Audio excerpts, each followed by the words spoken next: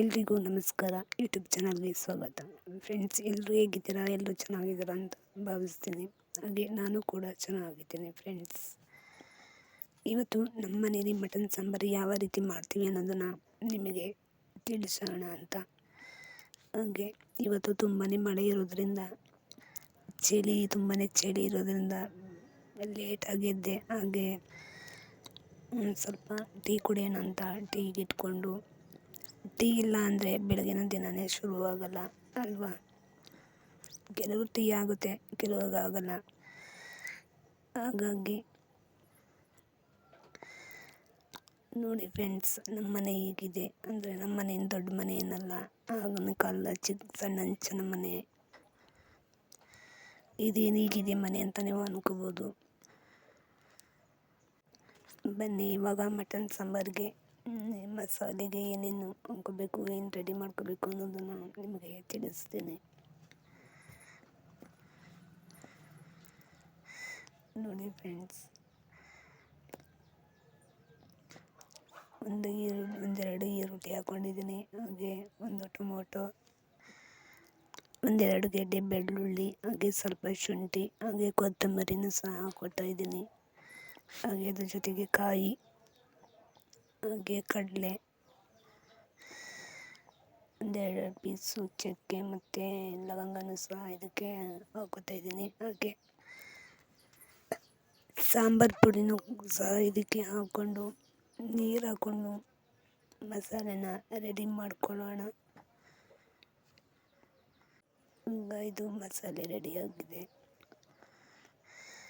ನೋಡಿ, 1 kg mutton ತಂದಿದ್ದರು. ಈ ಮಟನ್ನ ನಾನು ಕ್ಲೀನಾಗಿ ಈ ರೀತಿ ತೊಳ್ಕೊಂಡು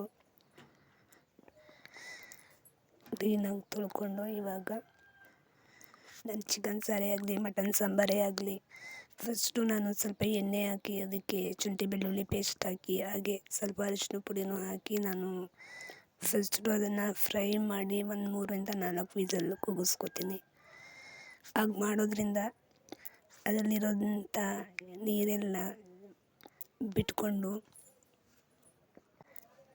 ಚೆನ್ನಾಗಿ ಬೇಯುತ್ತೆ ಅಂತ. ನಾನು ಚಿಕನ್ ಸಾಂಬಾರೇ ಆಗಲಿ, ಮಟನ್ ಸಾಂಬಾರೇ ಆಗಲಿ ಇದೇ ರೀತಿ ಮಾಡೋದು. ನೀವು ಒಂದ್ಸರಿ ಈ ರೀತಿ ಮಾಡಿ ನೋಡಿ, ತುಂಬಾ ರುಚಿಯಾಗಿರುತ್ತೆ. ಹಾಗೆ ಇದು ಸ್ವಲ್ಪ ಉಪ್ಪು ಹಾಕಿ ಇದನ್ನು ಕುಕ್ಕರ್ ಮುಚ್ಚಳ ಹಾಕಿ 3 ರಿಂದ 4 ವಿಸಲ್ನ ಕೂಗಿಸ್ಕೊತೀನಿ. ಹಾಗೆ ಇದು ಚೆನ್ನಾಗಿ ಬೆಂದ ನಂತರ ನೋಡಿ, ಇದು ಚೆನ್ನಾಗಿ ಆಗಿದೆ. ಇದನ್ನು ಇವಾಗ ಓಪನ್ ಮಾಡ್ಕೊಂಡು ನೋಡೋಣ. ನೋಡಿ, ಯಾಕೋ ಕ್ಯಾಮ್ರಕ್ಕೆ ಹವಾ ಬಿದ್ದಿರೋದ್ರಿಂದ ಈ ರೀತಿ ಮಂಜಾಗಿ ಕಾಣಿಸ್ತಾ ಇದೆ. ದಯವಿಟ್ಟು ಏನು ಅಂದ್ಕೋಬೇಡಿ. ಇವಾಗ ರುಬ್ಬಿರೋಂಥ ಮಸಾಲೆನ ಇದಕ್ಕೆ ಹಾಕೋತಾ ಇದ್ದೀನಿ. ನಮ್ಗೆ ಎಷ್ಟು ಬೇಕೋ ಅಷ್ಟನ್ನ ನೀರನ್ನ ಹಾಕ್ಕೊಂಡು ಮಿಕ್ಸ್ ಮಾಡಿಕೊಂಡು ಅದಕ್ಕೆ ಹಾಕ್ಕೊಳ್ಳಿ. ಈಗ ರುಚಿಗೆ ತಕ್ಕಷ್ಟು ಉಪ್ಪು ಹಾಕಿ ಇದನ್ನು ಚೆನ್ನಾಗಿ ಬೇಯಿಸ್ಕೊಂಡಾಗಿದೆ. ಇವಾಗ ನೋಡಿ, ಮಟನ್ ಸಾಂಬಾರು ಹಾಗೆ ಮುದ್ದೆ ತುಂಬಾ ಚೆನ್ನಾಗಿರುತ್ತೆ. ನೀವು ಈ ರೀತಿ ಮನೇಲಿ ಟ್ರೈ ಮಾಡಿ ನೋಡಿ, ತುಂಬಾ ರುಚಿಯಾಗಿರುತ್ತೆ. ಈ ರೀತಿ ಮಾಡಿ ನೋಡಿ ಫ್ರೆಂಡ್ಸ್. ನನ್ನ ವಿಡಿಯೋ ಯಾರ್ಯಾರಿಗೆ ಇಷ್ಟ ಆಗಿದೆ ಅವರೆಲ್ಲರೂ ಲೈಕ್ ಮಾಡಿ, ಶೇರ್ ಮಾಡಿ, ಹಾಗೆ ಕಮೆಂಟ್ ಮಾಡಿ ಫ್ರೆಂಡ್ಸ್. ಹಾಗೆ ನನ್ನ ವಿಡಿಯೋನ ನೋಡಿದೆಲ್ಲರಿಗೂ ಧನ್ಯವಾದಗಳು. ಹಾಗೆ ನಿಮ್ಮ ಹತ್ರ ಒಂದು ಮಾತನ್ನ ಹೇಳಬೇಕು. ಇದೇನಪ್ಪ ವಾಯ್ಸ್ ಈ ರೀತಿ ಇದೆಯಲ್ಲ ಅಂತ ನೀವು ಅನ್ಕೋಬೋದು. ನನ್ನ ವಾಯ್ಸ್ ಮೊದಲು ಈ ರೀತಿ ಇರಲಿಲ್ಲ. ನನ್ನ ಗಂಟ್ಲು ಆಪ್ರೇಷನ್ ಆಗಿರೋದ್ರಿಂದ ವಾಯ್ಸ್ ಈ ರೀತಿ ಚೇಂಜ್ ಆಗಿದೆ. ದಯವಿಟ್ಟು ಏನೂ ಅಂದ್ಕೋಬೇಡಿ.